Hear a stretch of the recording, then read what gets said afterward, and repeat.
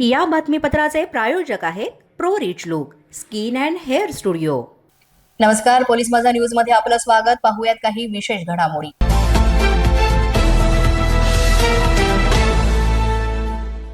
पन्हाळा तालुक्यातील गोगवे येथील कृष्णा पाटील यांच्या दारात फटाके लावण्याच्या कारणावरून 2 गटात हाणामारी झाली आहे। यामध्ये दोन्ही गटातील मिळून 44 जणांवर कळे पोलीस ठाण्यामध्ये गुन्हे दाखल करण्यात आलेले आहेत। त्यापैकी 28 जणांना 9 दिवसांची अटक करण्यात आली आहे। आज त्यांना कळे न्यायालयामध्ये हजर करण्यात आले। न्यायालयाने त्यांना 1 दिवसाची पोलीस कोठडी सुनावली आहे।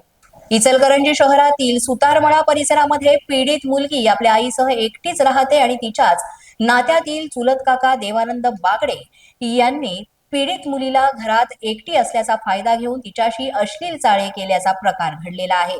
तिचा विनयभंग केला होता आणि या प्रकरणी देवानंद बागडे याच्या विरोधात पोलिसात तक्रार दाखल करण्यात आली होती। याचा तपास तत्कालीन पोलीस उपनिरीक्षक RG गोमारे यांनी केला होता। न्यायालयामध्ये सरकारी पक्षातर्फे ॲडव्होकेट HN मोहिते पाटील यांनी भक्कम बाजू मांडून 8 साक्षीदार तपासले आणि या साक्षीदारांची साक्ष त्यांनी घेतली।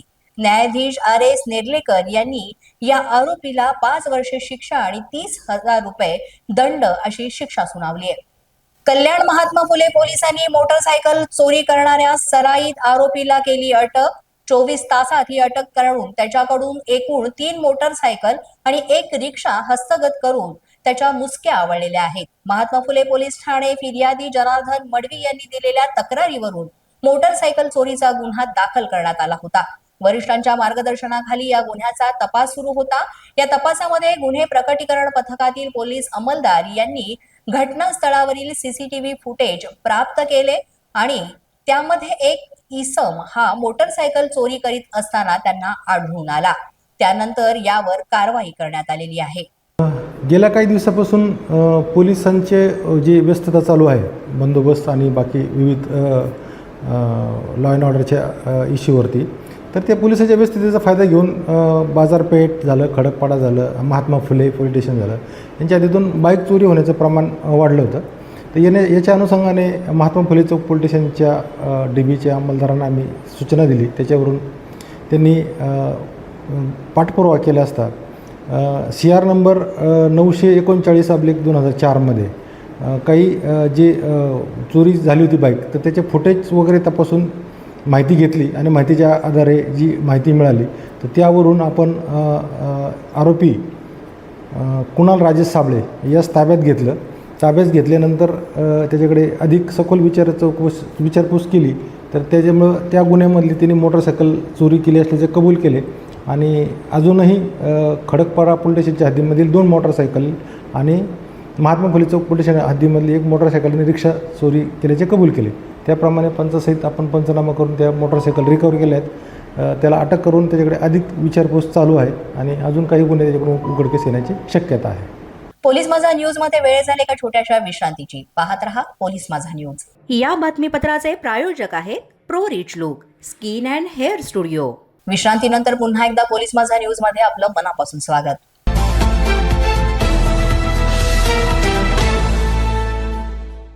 बेलापूर गावात राहणाऱ्या आदेश हरी कोळी यानं जमीन मालकासोबत कोणत्याही प्रकारचा व्यवहार न करता पुष्पक नगरमध्ये इमारत बांधून त्यातील फ्लॅट विकण्याच्या बहाण्याने 27 व्यक्तींकडून तब्बल 1,90,00,000 रुपये उकळून त्यांना फ्लॅट अथवा त्यांची रक्कम परत न करता फसवणूक करून पलायन केल्याची घटना उघडकीस आली आहे।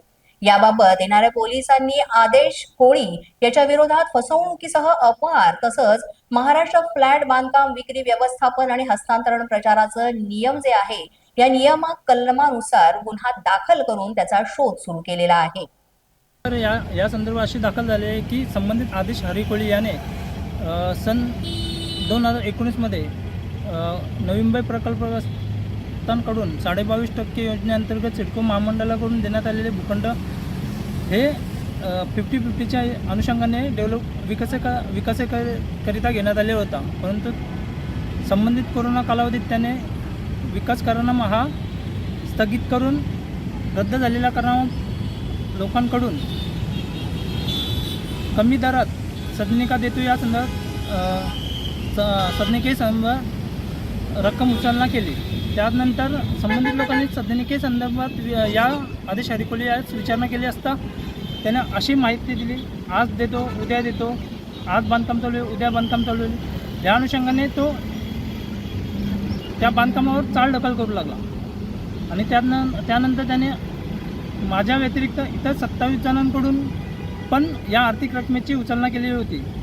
संबंधितांकडून आर्थिक रकमेची विचारणा केली असता इतर लोकांकडून पण विचारणा केली गेली, परंतु त्यानंतर त्याने चालढकल करण्यास सुरू केलं.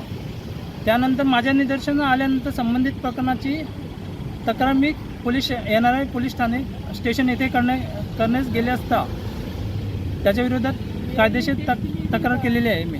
नाशिकमधील सिन्नर तालुक्यातील शाळकरी मुलांना विहिरीत ढकलून जीवे मारण्याचा प्रयत्न झालाय. हा धक्कादायक प्रकार उघडकीस आलाय. सिन्नर तालुक्यातील वडगाव पिंगळे येथील या घटनेमुळे संपूर्ण नाशिक जिल्हा हा हळहळ व्यक्त करतोय. अल्पवयीन चिमुकल्यांना विहिरीत लोटून जीवे मारण्याचा प्रयत्न करण्यात आलेला आहे आणि पोलिसांनी याबाबत संशयित आरोपीला ताब्यात घेतले. त्याचं नाव अमोल लांडगे असं आहे. त्यानं तिघा शाळकरी मुलांना इस्मानं या शाळकरी मुलांना विहिरीत कासव आहे ते दाखवतो असं सांगून जवळ बोलावलं आणि विहिरीत ढकलून दिलं. या तिघा मुलांपैकी एकानं दोरीला पकडून स्वतःला सावरत दोघांचाही जीव वाचवण्याचा विक्रम केलेला आहे. यामध्ये विक्रम माळी आणि साईनाथ ठसके यांनी या तिघांना विहिरीत लोटून दिलेलं होतं. तीनही शाळकरी मुलांनी आपल्या आई वडिलांना हा संपूर्ण प्रकार सांगितला आणि त्यानंतर पोलिसात याबाबत तक्रार दाखल करण्यात आली आहे. पोलीस आता याचा अधिक तपास करीत आहेत. पोलीस माझा न्यूजच्या बातमीपत्रात आज इतकंच. तुम्हाला आमच्या बातम्या कशा वाटतात हे अवश्य कळवा. अधिक माहितीसाठी आमच्या www.polismazhanews.com या वेबसाईटला भेट द्या. तसंच आमचं इंस्टाग्राम, फेसबुक आणि ट्विटर पेज फॉलो करा. आमचे अधिकृत प्रतिनिधी व्हायचं असेल तर स्क्रीनवर दिलेल्या क्रमांकावर संपर्क साधा.